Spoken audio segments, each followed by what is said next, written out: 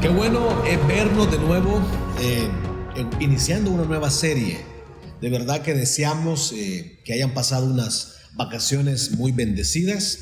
Si todavía te encuentras de vacaciones, pues puedes colocarnos aquí en línea donde te encuentras, a dónde pudiste ir, qué comida pudiste comer. Y de verdad que si no saliste y estás aquí, pues puedes escribir también. Pues nos quedamos en casa, disfrutamos en familia, pusimos una piscina, disfrutamos las vacaciones, hicimos una sopa, hicimos una carne, una barbacoa, qué sé yo.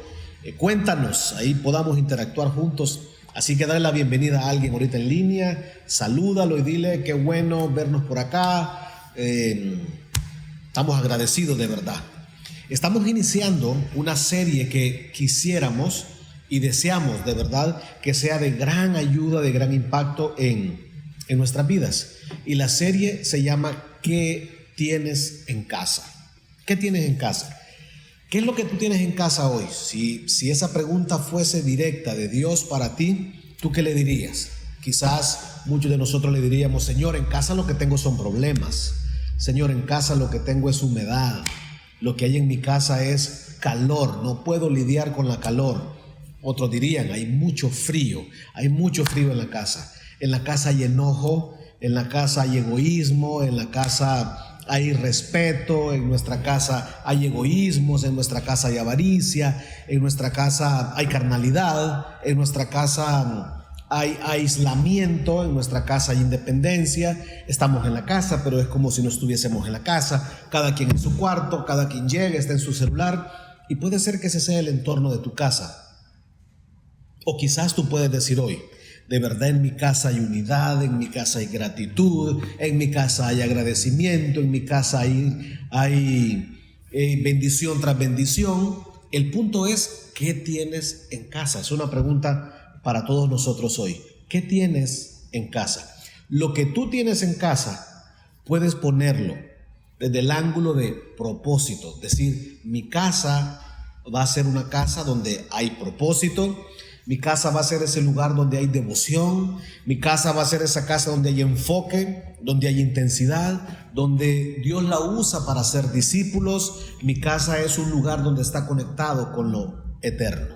Quisiéramos hablar alrededor de nuestra casa. Y hoy vamos a iniciar la serie tocando una historia bastante simple, porque es de la vida cotidiana. Hemos escuchado historias en nuestro mundo contemporáneo hoy, pero realmente es una historia llena de enseñanzas. Hoy trataremos de extraer algunas enseñanzas importantes de esta historia y aplicarlas a nuestra vida.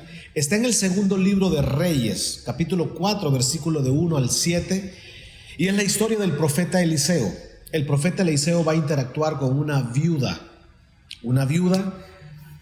misma viuda que su esposo ha muerto. Este esposo se estuvo capacitando con Eliseo, con la escuela de los profetas. Él estuvo siendo entrenado para ser un profeta y falleció. En otras palabras, estamos viendo una historia alrededor de pérdida. Estamos viendo una historia alrededor de futuro incierto, luto, tristeza, incertidumbres, muchas preguntas. Así que quiero que vayan conmigo a esta historia, a segundo libro de Reyes, capítulo 4, versículo 1 al 7. Empezamos por el verso 1. Y una mujer de las mujeres de los hijos de los profetas clamó a Eliseo diciendo: tu siervo, mi marido, ha muerto, y tú sabes que tu siervo temía al Señor, y ha venido el acreedor a tomar a mis 2 hijos para esclavos suyos. Comienza la historia con un gran problema en casa.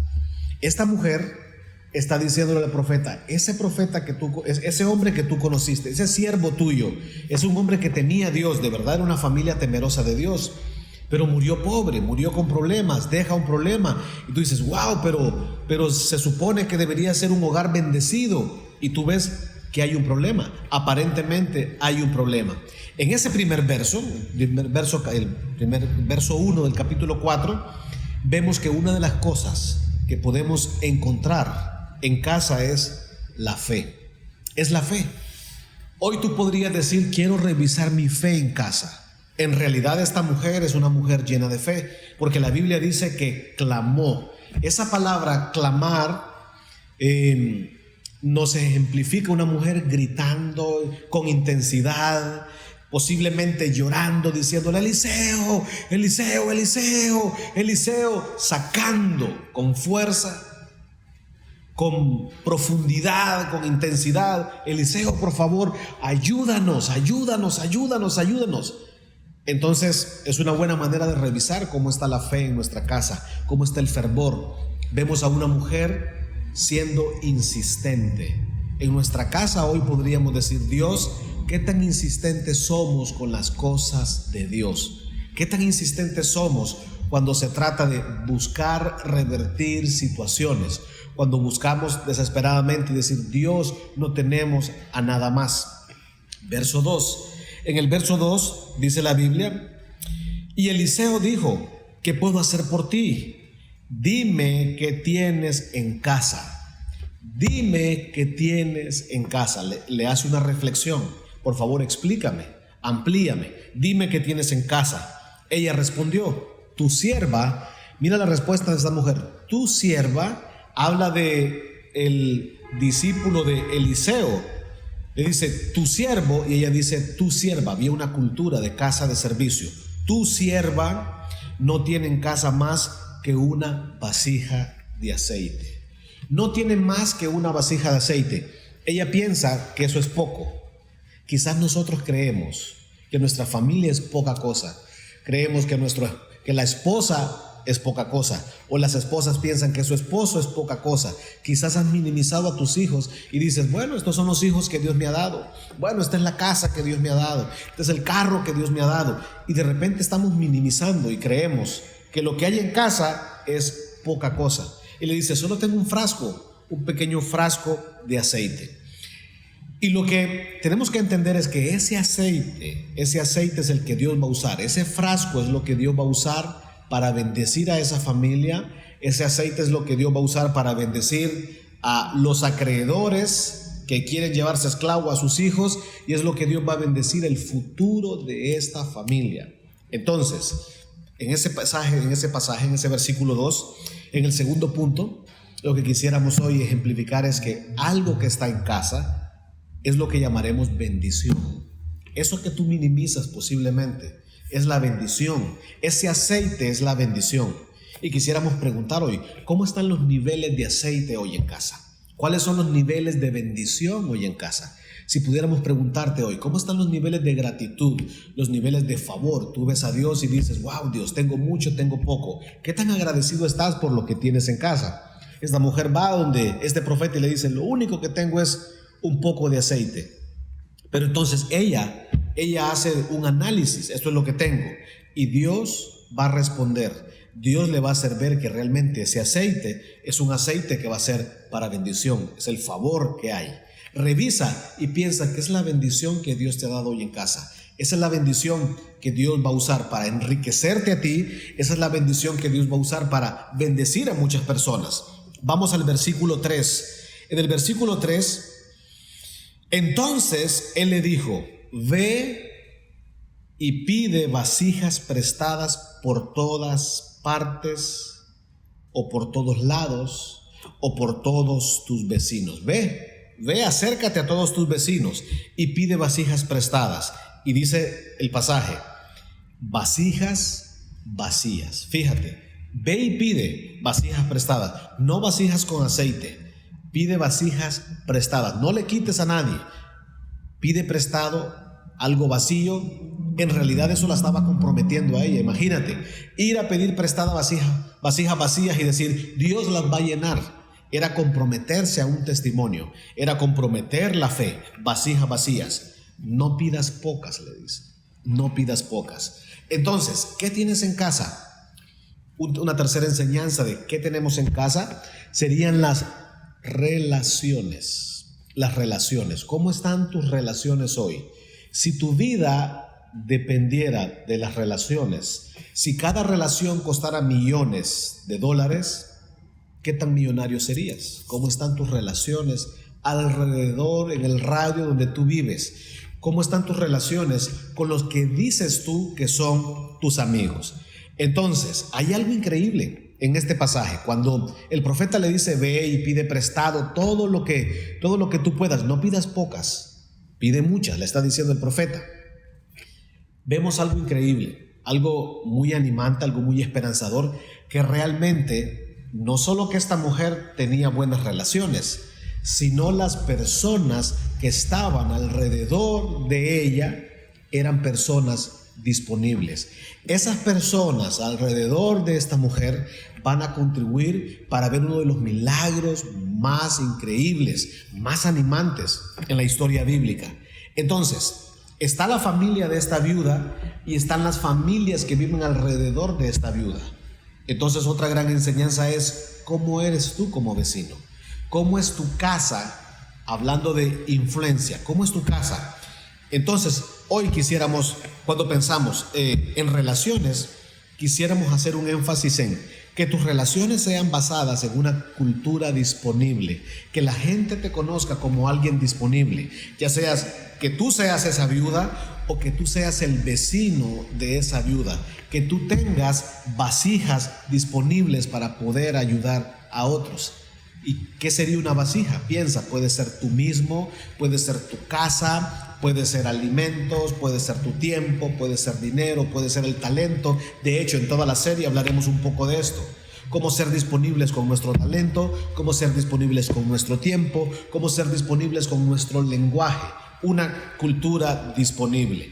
Y lo que Dios le está enseñando a esta mujer realmente es: expande tu círculo de influencia. No pidas pocas vasijas, pide muchas vasijas. Círculo de influencia. ¿Cómo es tu círculo de influencia hoy? Quizás te estás limitando. Quizás te estás limitando y tú piensas que alrededor tuyo solo hay gente gruñona, gente egoísta, gente creída, qué sé yo. Dios te está llamando: toca las puertas, toca las puertas. Sea una persona disponible, sea una persona de bendición. En el verso 4, Eliseo le da un mandato a esta mujer y le dice: luego entra y cierra la puerta detrás de ti y de tus hijos, y echa el aceite en todas estas vasijas, poniendo aparte las que estén llenas. Eso es un mandato. Entra en tu puerta, la está enviando a lo privado, le está diciendo: ve con tus hijos a lo privado. Una buena aplicación para nosotros es: ¿qué hay detrás de la puerta? Detrás de la puerta, en esos momentos de privacidad, lo que debería haber es respuestas increíbles: poder, favor, misericordia, bendición, respuestas. Eso es lo que está ocurriendo. Detrás de la puerta habrá una respuesta, habrá una bendición. En Mateo, Jesús dice: entra en tu cuarto, en lo secreto, y tu Padre que ve en lo secreto te recompensará en público. Quisiéramos preguntarnos hoy, entonces, ¿no será que en nuestra casa una de las cosas que más hace falta es una cultura de oración? Yo te pregunto, ¿cuál es tu cuarto de oración hoy? ¿Cuál es tu cuarto de oración? ¿Cuál es tu sala? ¿Cuál es tu habitación? ¿Cuál es tu rinconcito de oración? ¿Cuál es tu sofá en el que oras y tú dices: cada vez que yo me siento, me arrodillo en este lugar, algo pasa? Yo veo como el aceite fluye y fluye. ¿Te imaginas? ¿Te imaginas lo que Dios puede hacer cuando tú cierras la puerta? Necesitamos más tiempos a puerta cerrada. Necesitamos más momentos con Dios a puerta cerrada, donde Él en lo privado haga cosas increíbles en lo público. En el versículo 6, y sucedió que cuando las vasijas estuvieron llenas, dijo ella a su hijo: tráeme otra vasija. Y él le dijo: no hay más vasijas. Y cesó el aceite. Si te fijas, hay muchas enseñanzas en ese verso. Cesó el aceite porque no habían más vasijas. El profeta le dijo: no consigas pocas, consigue muchas. Muchas pudieron haber sido 100, 200, 300, no sé. Eso depende de la capacidad de fe. Entonces, los puntos suspensivos podrían ser: ¿cuánta fe tengo? ¿Cuántas vasijas estoy consiguiendo? ¿Cuántas vasijas pueden dimensionar mi mente? ¿Cuánto alcance tengo hoy con mi fe? Y dice que la última vasija lo que hizo fue que el aceite cesara. Aparentemente consiguió muchas, pero ¿qué hubiera pasado si hubiera conseguido 100 más, 200 más, 300 más?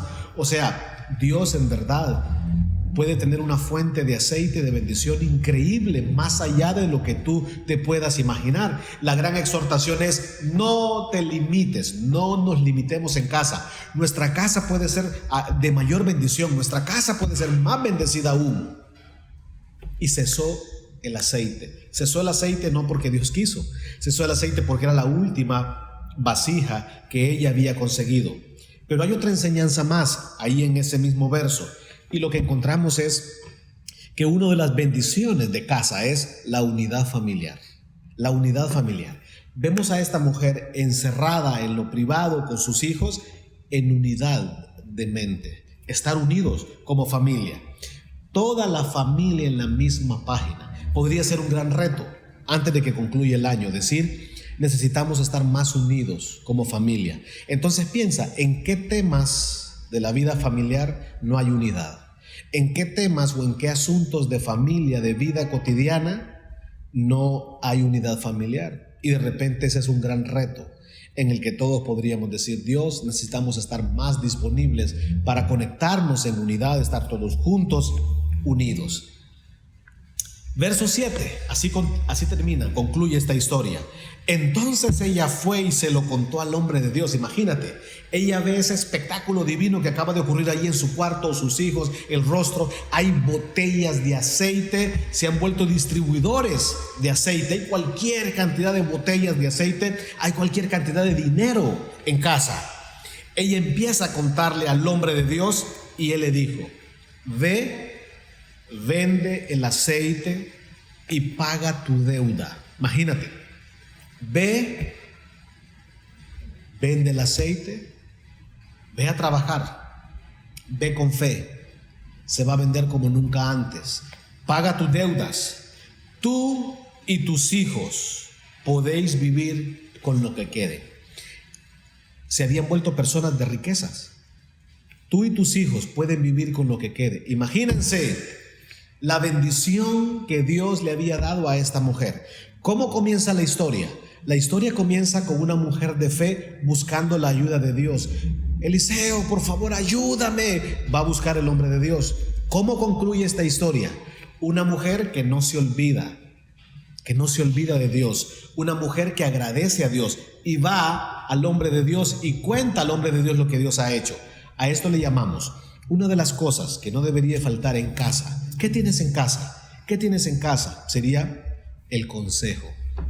Que seamos una familia de consejo, una familia que valora a Dios, una familia donde considera el precepto divino, donde nos importa mucho lo que Dios dice.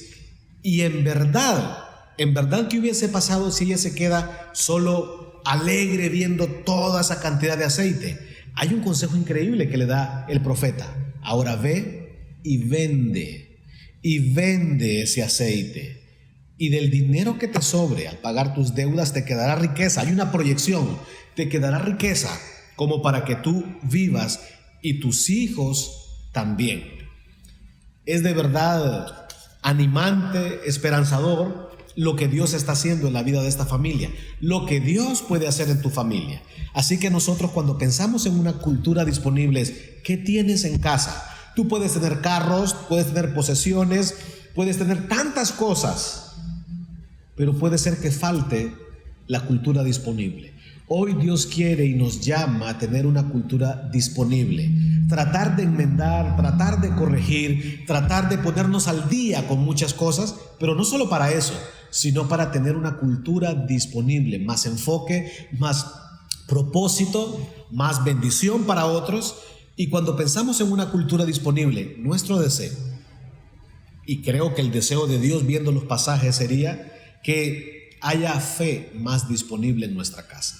No solo fe, que haya más constancia disponible en nuestras casas, que haya más consejo disponible en nuestras casas, que haya más servicio disponible en nuestras casas, personas serviciales. En esta casa somos serviciales, que haya más fervor, En nuestra casa hay fervor disponible para otros. ¿Te imaginas todo el beneficio de una casa con todas estas características? Más bondad disponible para otros, más trabajo. En esta casa trabajamos, nos esforzamos y somos disponibles para otros.